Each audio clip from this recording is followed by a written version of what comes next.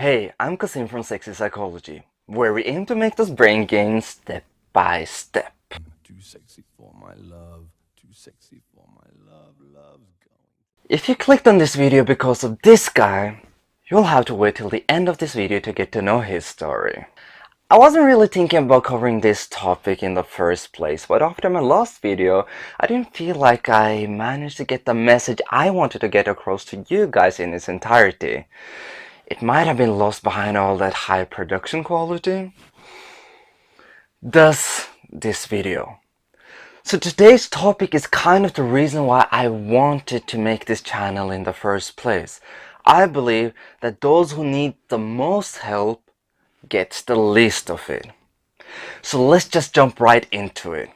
Today's topic is socioeconomic status. More correctly, how does socioeconomic status affect our mental health? So for those of you who don't know what socioeconomic status is, it's a status measured by your occupation, income, and education. So there are many studies showing that low rates of socioeconomic status affects our physical health, such as higher rates of obesity and cardiovascular diseases. However, it also affects our opportunities to get higher education, family well-being, and in regards to this video, our mental health. So study shows that coming from a family with low socioeconomic status gives you a higher risk of depression, anxiety, hyperactivity disorder, conduct disorder, and so on and so on. I'll put links for more information down below.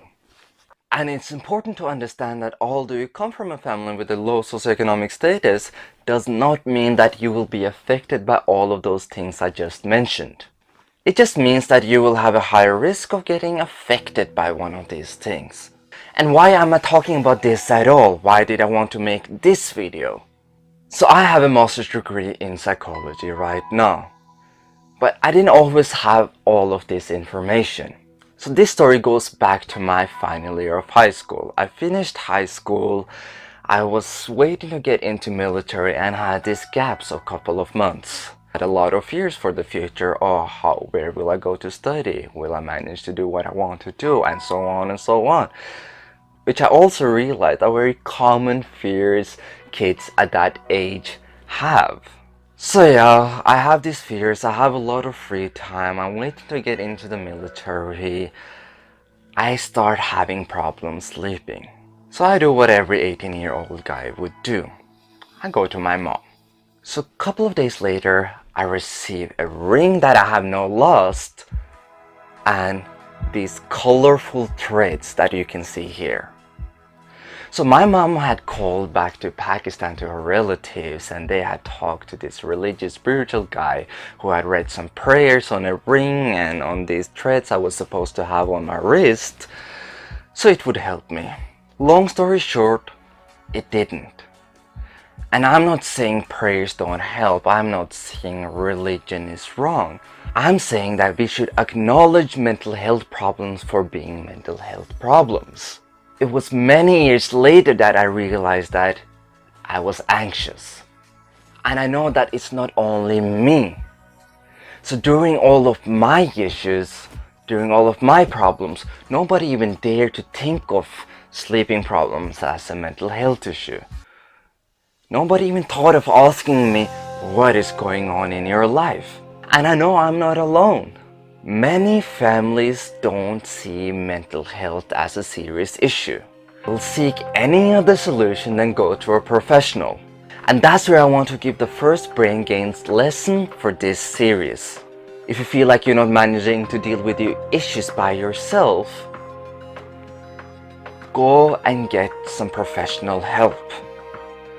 Go to your physician, go to a therapist close to you. It's important that we get help for what we need. It's nothing wrong by asking for help. And the reason why socioeconomic status is so important here, people coming from families with low socioeconomic status have less access to mental help. And I know about that. I come from a family with low socioeconomic status. I didn't know where to get help. I didn't know how to get help when I needed help.